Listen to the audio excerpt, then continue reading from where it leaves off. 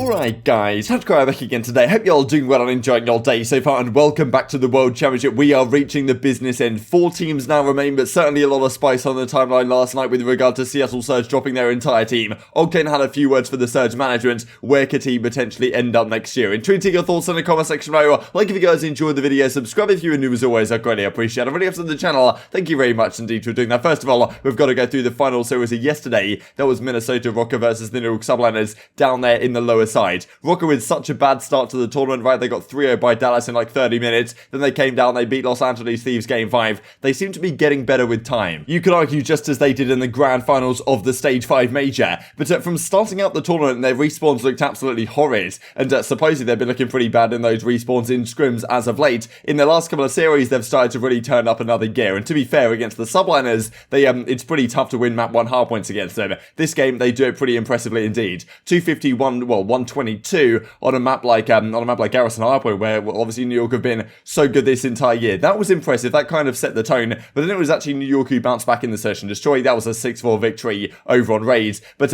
yeah, the other respawns go the way of Minnesota Rokkr. This has really been where the New York Subliners have had their downfall, is in the control, because they're pretty good at hardpoints. They can win search and destroys. I mean, they're actually very good at hardpoint. They were at least at the time. But their control record is pretty horrible. I think I saw like a stat going into the FaZe series that whenever FaZe have played them this year in control, they're 6-0 against New York Subliners in that particular game mode, and 18-5 in round count. And that may have actually been before the series against FaZe yesterday, so it probably got even worse. And that's kind of where they've fallen short this season. They go into a final map, a checkmate hardpoint, and Minnesota Rokkr win this one. MajorManiak with a fantastic 5 spree to finish off the game. So yes, Minnesota Rokkr move on in the tournament. New York move out, and unfortunate for those guys, no doubt, but still attached wants to make the run. He wants to become the 2-time champ, and Priestahh his chance at going back to back, that does come to an end last night. And interestingly, really, OpTic and Subliners, 2 teams that in a way have had relatively similar seasons, I guess. At least New York did make a grand finals, but they both get disappointing finishes here at the World Championship. 75k each, but of course not what they want in that 5th through 6th position. As Clay says, I guess I can kind of be okay with 2nd and a 3rd this year, but I'm not particularly happy. As Scump says, come get drunk, and Priestahh, now we are talking. So difficult spot for both of these guys. Who knows what happens next year? Roster mania could be crazy. Both of these teams placing where they are, it's not guaranteed that teams will make moves, but it seems that more likely than not, if you place outside the top 4 at the very least, you've got to consider something or other. Now, what do New York do, right? Do they keep Priestahh and Hydra? Is that a duo they want to build around?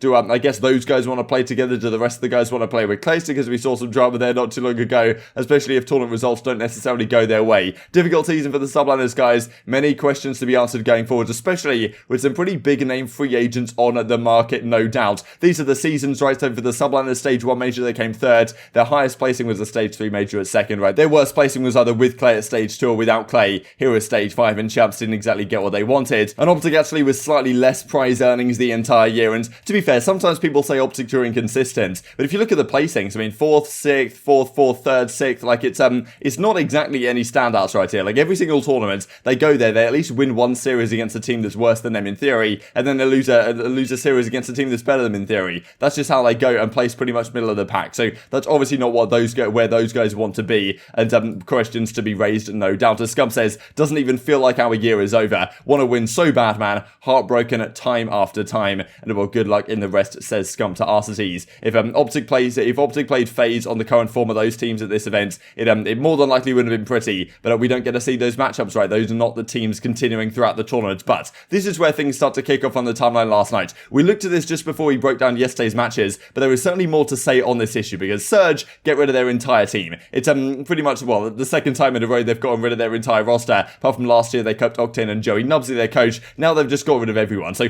what do they even do next year? They've got to find a new coach. They've got to find maybe new management staff, right? Maybe they just straight up dip out of Call of Duty, because no one seems to like at least how they run their organizations. All the players have said how awful it was last year when they were trying to make moves, but the team wasn't allowing it. Even this year, similar discussions were being had about do they actually have any idea how to run a Call of Duty franchise. And Octane said, of course, officially a free agent. No more, baby. I'm not watching COD anymore. I'm finally going to get a chance freedom on some other team to actually make something happen. What team could that be? Definitely your thoughts in the comment section below would be appreciated. But this is Octane's open letter, I suppose, to the Seattle Surge. Gets asked on Jay Nubsy's stream, if you got any words for the Seattle Surge organization. And this is what Octane has to say. Not happy, understandably so, with the management of that team for a couple of years. Probably feels feels like it's wasted a couple of years of his career. And, hearing this, does any other player actually want to play for Seattle Surge? But I guess at the same time, if you're a player that's maybe a lower caliber, someone struggling to get a spot in the league, it's still an opportunity that could be out there. Farewell words to Seattle Surge. Dear Seattle Surge, there's quite literally 3 people that I've talked to that I like. Or total. None of you know how to run an organization or be in Call of Duty. Okay. And that's my parting gift.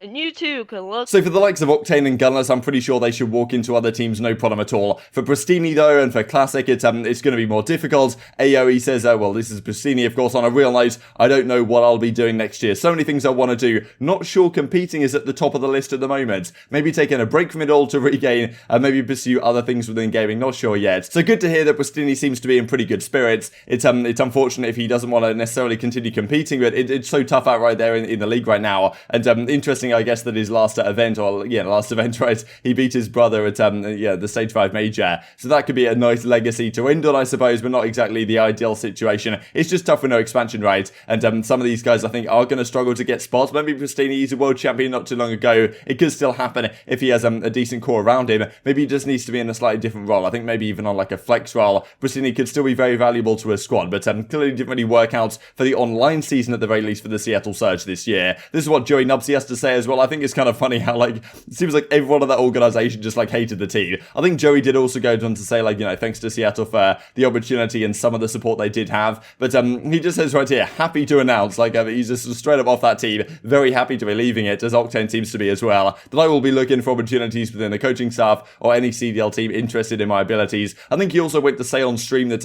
even it was like JCap, they wanted to get to Seattle, and, like, it was going to be JCap head coach, and Joe was going to be, like, the assistant coach or something. That didn't happen, of course. JCap goes to Thieves, and of course then you've also got discussions of what the roster is going to be next season for Seattle Surge. Like, who are they going to pick up? Are they going to completely overhaul their decision making in terms of how they actually form rosters? It's probably something which is going to happen, because this year they've gone down the more veteran route of the players that they thought maybe would work in 4 versus 4, boots on the ground with some chemistry between them. That might not happen, right? You've got to go down the route, I think, nowadays of getting some young talent in, but also I was kind of surprised they didn't necessarily keep Gunless. Maybe they couldn't have done, maybe they bought out the 1+1 contract from like Chicago Huntsman last year, and therefore they were still bound to that contract if Gunless just wanted to leave. So maybe that was the case. It's tough to know exactly what's going on with the contract stuff behind the scenes, but I imagine Gunless will go elsewhere, and that leaves Seattle honestly in a pretty precarious position, no doubt. This also was said on Jay Nubsy's stream. I haven't got the chance to watch the entire thing just of yet, but apparently, like, the new roster is pretty much ready to go. Like, they have handshake agreements, they have like verbal agreements or whatever, and when the when the rostermania period opens technically, which I'm not really sure when that is, maybe it's just when Champs ends, like they can start signing new players, or maybe it's a few days after, I don't really know, but whenever that is, then apparently they might be signing players relatively soon indeed. That is one of the advantages you get of not going to Champs, and also getting knocked out early like some of these other squads. You get to be a little bit earlier to the rostermania marketplace, and there's definitely some players up for grabs here. Who will they go down the route of? That, of course, does remain to be seen. This is very interesting though, as Macat says, surely Seattle Surge's approach now is just to go with new up-and-coming challenger players and stop spending stupid money on established players, or just go rogue like Paris did and not spend money at all, or sell their spot, says Rev. And as Macat says in reply, they wouldn't be the only ones trying half the league. It says, the supposed COD ban, and a lot of teams actually want to get out of it, sell their spots to some other organizations. Wouldn't really surprise me if a team like Seattle, if a team like Paris, for example, because like Paris doesn't do like really any content.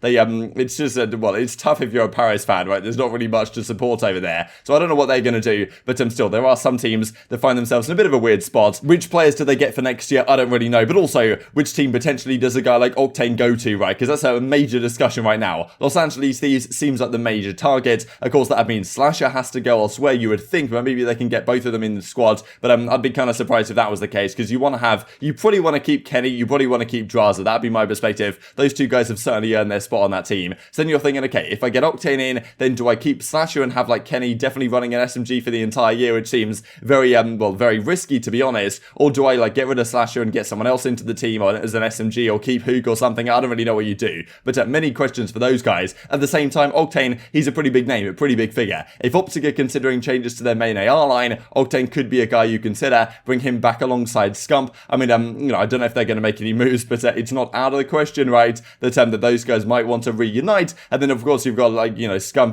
having some drinks with Clayster last night, and those teams both placing badly. Like, the old veterans might decide to team up again, as they did way back in Call of Duty Ghost when they won the X Games 2014. So many questions to be raised right here. But this, of course, is the bracket for the rest of the weekend. So this is how it's gone so far. The first 2 days of action are now complete, and 4 teams remain. The winners finals is exactly the same as last year. FaZe versus Empire. Last time, Empire won a very close 3-2 and went on to the grand finals and won the entire thing. Today, I've probably just got to lean FaZe in this series. I think it's going to be close. I think Empire are going to put up a fight, but FaZe is just so strong across all the game modes, and it feels to me that this might just be their year to get it done, right? They had a difficult result of the Stage 5 Major. They haven't won all the season, all the events of this entire season, so maybe this is the one they do finally get over the line of. I think it's going to be close to a 3-2 FaZe I'm going for up here. Then the lower side, we've got Ultra versus Rokkr. Another absolute cracking series, right? This is the rematch of the grand finals of the previous Major, where Ultra went up 4-0 and got reverse swept in that remarkable fashion. This time, I'm going to take Ultra. I'm going to back my boys, and I kind of predicted them to win the tournament before it even started, so I'm just going to continue on with that prediction and say they're going to make this crazy lower bracket run.